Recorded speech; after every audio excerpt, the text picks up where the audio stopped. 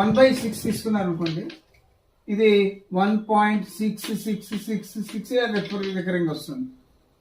అలాగే 0.8333 అనేది 5/6 వస్తుంది.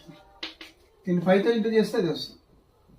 తర్వాత 0.3333 ఇదేంటి వస్తుంది, నథింగ్ బట్ 1/3. ఇది 1/3 అవుతుంది.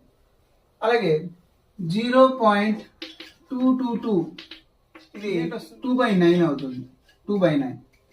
అలాగే 0.6666 ఇది ఎంత వస్తుంది, ఇది 1/3 కాబట్టి ఇది 2/3 అవుతుంది.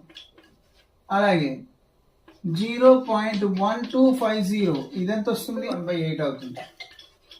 అంటే ఇచ్చిన బట్ అన్నింటినీ మనం ఫ్రాక్షన్ లోకి మార్చాము. దీన్ని సింప్లిఫై లాగా ఫస్ట్ 1667 మొదట 1/6 into 5/6 into 1/3 into by 2/9 into 2/3 into 1/8.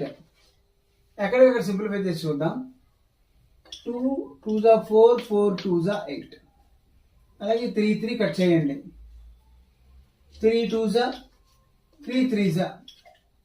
అలాగే 3 1s 3 2s. సో డినామినేటర్లో 2 పోయింది, 7 మిగిలింది ఇక్కడ. 5/4 బై కిందనే మిగిలింది 1/2. అంటే ఎంత వచ్చింది, 5/4 ఇంటూ 2/1 అంటే 5/2 వచ్చింది.